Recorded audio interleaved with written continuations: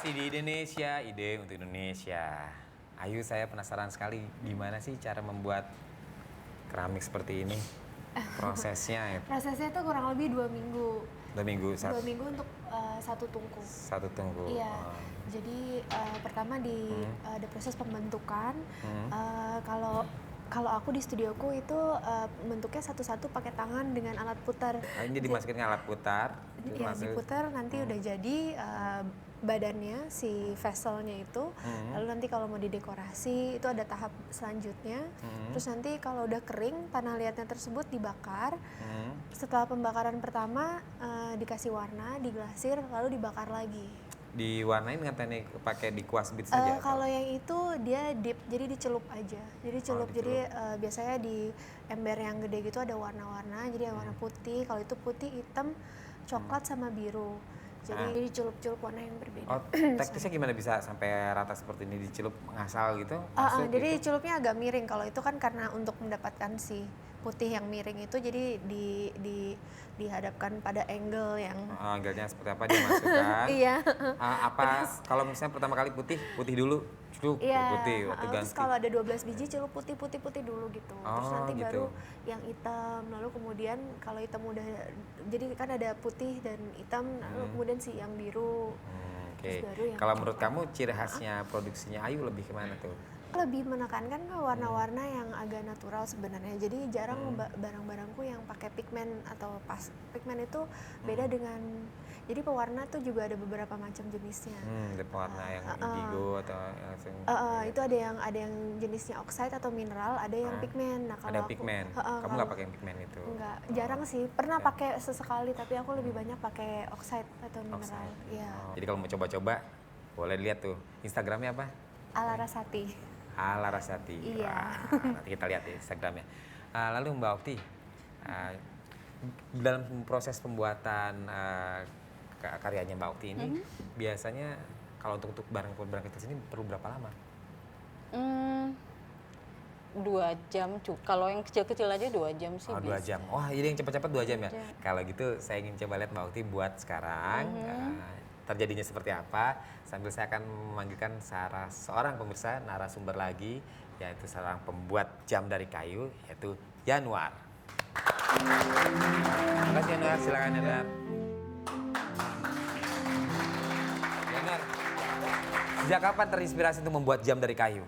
Dari awal tahun 2010. 2010? Ceritanya sih sebenarnya dari jam tangan sejenis ya. Dulu itu jam tangan sejenis, jam tangan kayu juga itu ada di USA. Nah kebetulan kita punya dulu. Nah habis itu kita coba, ini unik banget ya jam tangan kayu. Setelah dilihat-lihat ternyata kita riset nih. Karena di Indonesia nggak ada, kita riset nih ini si jam tangan kayu si USA ini gimana sih bikinnya segala macam. Akhirnya yang kita dapati adalah kayu-kayu di Indonesia juga dipakai di jamnya si USA itu tersebut. Gitu. Segala macam. Terus habis itu juga ternyata tenaga kerja yang pembuat si jam tangan kayu ini setelah dicari tahu lebih dalam itu ternyata ada di Indonesia juga. Nah, habis dari situ kita kepikiran kenapa sih nggak orang Indonesia aja sih yang punya jam tangan kayu ini. Terus kita juga di Indonesia punya kayu berbagai macam. Itu dari situ. Dan satu lagi sih sama ada dari tantangannya Pak Dino Patijalal dulu. Beliau itu dulu kedubes waktu lagi dubes Indonesia, Amerika. Di Amerika dia nge-tweet gitu.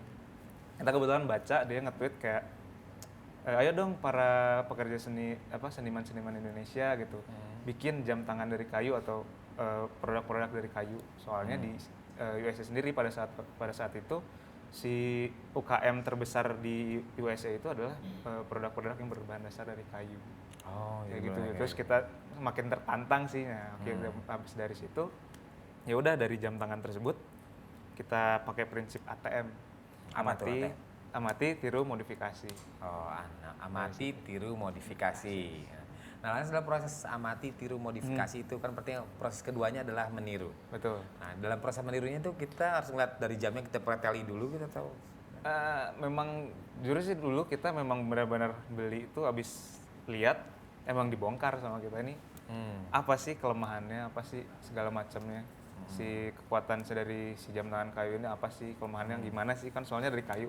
Betul. Nah, habis dari situ kita itu langsung riset ya, riset Iya. untuk gimana caranya bikin si jam tangan kayu ini. Kita selama 1 tahun nyari yang bisa bikin jam tangan kayu ini nggak ada, sampai bulan ke-9 kalau nggak salah. Oh, pas bulan 9 Baru ketemu ya, macam-macam sih, ada yang bilang ini orang gila kali ya mau bikin jam tangan kayu segala macam. Jujur aja kita sama sekali, saya juga nggak ada basic desain segala macam, nggak ada basic bikin kayu, tahu kayu tuh apa aja nggak ada dulu. Jadi Terus memang kalau- benar-benar. Jadi benar-benar cuma melihat, wah ini seperti ini nih. Nah, kita cuma Ternyata ngelihat sebuah- peluang, cuman sama masarinnya kayak gimana sih gitu. memasarkannya seperti apa. Betul. Lantas kan ini pasti ketika melihat ini desain-desainnya bisa jadi melihat dari jam-jam yang ada. Atau membuat gambar sendiri gitu. Kita sampai sekarang udah ada desainer divisi ya? R&D-nya, research and development-nya, jadi kita Oh, oke. sampai sekarang sih desainnya pure dari mereka. Oh bagus ya, jadi originally Memang. dari Memang Matoa ini ya. idenya sih yang pertama memang dari jam tangan kayu sejenis itu yang saya bilang dari Indonesia. Mungkin kita coba kita coba dioptimalkan lagi lah.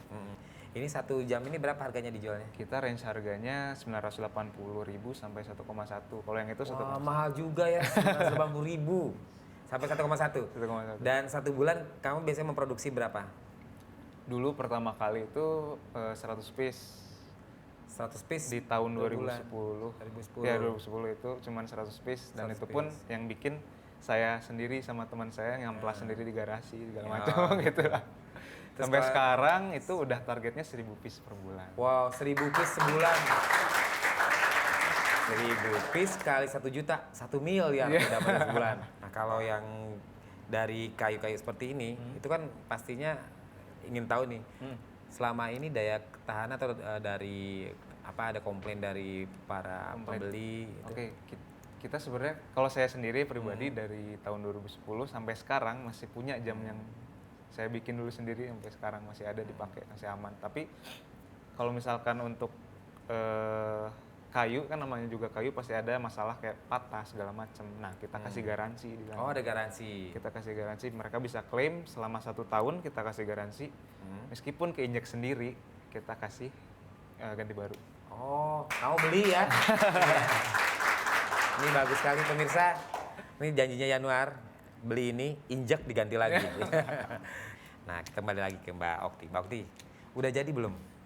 Ini dompetnya udah jadi. Ini dompet kecil, cuman saya mau tambahin untuk tutupnya, jadi bisa untuk dompet koin kayak gitu. Wow, cepat juga ya Mbak Okti. Coba boleh lihat nggak hasilnya? Nah, pemirsa, ini Mbak Okti ini kalau diam-diam di rumah bisa hasilnya luar biasa banyak dan bisa membantu suaminya untuk mendapatkan penghasilan tambahan. Jangan kemana-mana, tetap di Indonesia, ide untuk Indonesia.